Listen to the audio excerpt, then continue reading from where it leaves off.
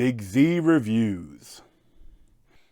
The Hunger Games, The Ballad of Songbirds and Snakes, is a new prequel for the Hunger Games series that showcases the origin story for President Snow, and it's pretty good. I enjoyed it. Imagine it was your name that they pulled. Strange things do happen here. I just want to know that somebody still cared about me, that I was still of value. Welcome to the Capitol. You look like you shouldn't be here. I shouldn't, but I'm your mentor. A rebel. So for a little bit of a reference, I read the Hunger Games books when they came out, from Suzanne Collin, and I loved them, especially the very first book. I really loved the books. And, I watched the movies, and I enjoyed them, but I didn't love as much of the books. I don't know if it's because of that, just because I was kind of satisfied with where the books ended, that, when the author released a prequel book, I never really even bothered to buy it or read it. I probably should eventually give it a shot, but, I was like, why would I want to know about the origin story of President Snow? He's a douchebag. He's an evil douchebag, and I kind of had the same opinion about the movie. That's why I didn't see it the week it came out, but I checked it out today, and, I really enjoyed it. It definitely still has a lot of prequelitis.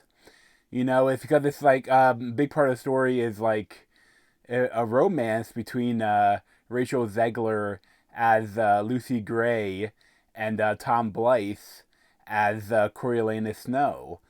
And it's well, eventually he's going to become the evil President Snow. I don't remember if he had a wife. I don't remember from the books or the movies. But even this, in best case scenario, she's going to end up marrying a murderous psychopath. That's the absolute best case scenario.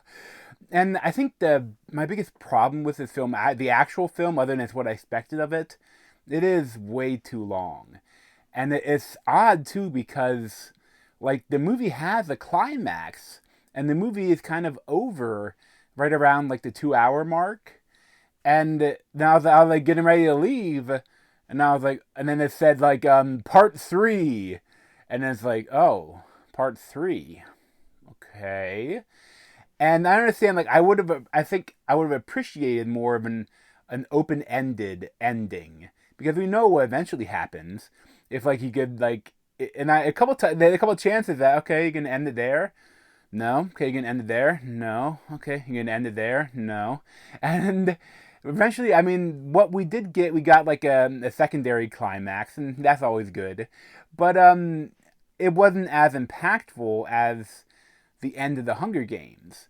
Essentially, the Hunger Games is over, and then there's another half hour of movie. And that half hour isn't as interesting. But it's not, there's some cool stuff. And I like that. That's where you get into the whole real Coriolanus Snow is evil. You see more of the origin of him, doing evil shit. And I think they do that kind of interestingly. And this reminds, a lot of the story reminds me, and how it was made, reminds me a lot of Star Wars. The original trilogy was set in the future or the present, but then you go back for the prequel, prequel trilogy, and that of the origin story of the big bad villain in the original trilogy, and they do that with Snow, and I think they almost do it better than Star Wars, kinda, just because, in Star Wars, in the first one, Phantom Menace. You go back, the Darth Vader is a child. So it's kind of the whole, would you kill Hitler if you had a time travel machine? Even though as a child, as a baby. Would you kill Darth Vader as a baby? So, and then you have, when you actually get to him starting to become evil, I think that he's both too evil and not evil enough. For me, I always kind of hated the third movie in the prequel trilogy, because they made Darth Vader's character unredeemable by slaughtering children with a lightsaber. Even if they didn't quite show it on screen, they showed a kid go, "Whoa!" and the lightsaber glow, And so he chopped up a bunch of kids, and that kind of made the character irredeemable, which is the whole plot or the whole ending of the original trilogy, is him being redeemed and killing the Emperor, which in the sequel trilogy they retconned because he's not actually dead in the third movie for some random reason. Somehow Palpatine survived, or whatever the quote was. But I like that, not to spoil things, but when they had like some of the twists and turns at the end of the movie, and they had Coriolanus Snow showing his true colors, it's like evil, but like understandable evil, and it's not like so bad. Like what he did in the rest of his life was much worse than what they showed. Even though this might have been more impactful. Like, and I kind of like that. That's one thing I really regret. What they did with Darth Vader's turn in the third film of the prequel, was that he chopped up a bunch of children, but then he didn't kill Padme, or he didn't even like try to kill Padme. And I feel like for that character, that would have been a much bigger death, and that would be more understandable if like when Padme found out, did you just murder a bunch of children? And it's like, no. And then they had a fight, and he accidentally killed her, like with, and like they started that. They had a little bit of that, but then she died of sadness from childbirth. Like that whole bullshit. But I feel like this one has a lot of more interesting things with like their relationship is very complicated, and there's a lot of actually romantic tension there. But there's also the whole thing like, the whole setup of that is the whole setup of the movie is that this is when the Hunger Games became more commercialized. Like Coriolanus Snow had a whole idea of how to make the Hunger Games more popular for the Capitol. It's like giving like donations and sending in like gifts for the fighters, if people like them, and trying to market them and doing all like making it a reality show instead of just a violent punishment. And a lot of that stuff is really interesting. And I like that like the actual Hunger Games is much more like basic, compared to what we saw and read in the original books. And it's not like it's so interesting that like the essentially the new graduates from the college or whatever are going to be in the top 32 are going to be paired with the 32 tributes, and they have to like coach them and try to get them people to care, the country to care about them. And that like, and Tom Blythe is matched with Rachel Zegler, and like she is from District 12 like Katniss, and that she is like a musician that was like, because her boyfriend started dating the mayor's daughter, and the mayor got her selected as tribute to get her out of the way.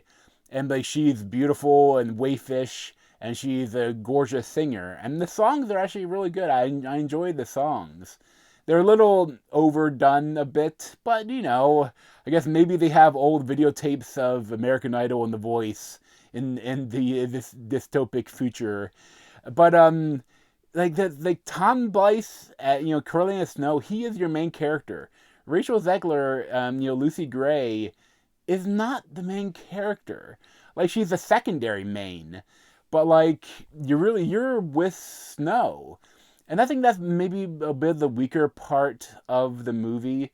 Like if you had more time with Lucy Gray before, or you got to see her more without the whole, like I assume the book, the viewpoint character must have been Coriolanus Snow, and so that's the movie kind of follows that. But like that is missing some of the stuff there, some of the characterization. But what they did here is really good. I think the director Francis Lawrence did really good. I liked it has a lot of interesting shots, like some interesting angles, and the action was pretty good. it's definitely not R-rated. Like, all the deaths are pretty bloodless, and the camera turns away. But I know what you gotta do to, if you're featuring the Hunger Games where a bunch of people are killed, you can't be too violent with the depictions of the killings if you want to still appeal to the teenagers, But that's one thing I always missed about the original trilogy too, because the books are violent, and of course, like the movie to be PG-13, you had to dumb it down a bit. But there's a lot here to love. I wouldn't like. It's not one of my favorite movies I've seen lately, but it was way better than I expected. I had a really good time with it. Still, it was. I kind of like too that knowing like that Coriolanus Snow sucks, but you get this whole thing where like he's kind of an orphan raised by his grandmother, and that his father was killed by terrorists in District 12, and he's living with his cousin, and I'm not sure if there's some weird stuff going on with the hot cousin or not. I don't know if there's some cousin fucking going on a little, but maybe that's after this movie they get into the cousin fucking. I don't know, but they're like he's an interesting character, and like I didn't really care about knowing about him, but like they kind of made you care about him and made you waiting for the shoe to fall. Like it's not going to have a full happy ending. They keep hoping that they leave it a little open ended, and I wouldn't have minded a little even more open ended than they gave us, but they still have a little bit of open endedness that it makes it interesting while still showing the start of his rise to infamy. And there's a lot to enjoy out of the film, and I would definitely recommend it.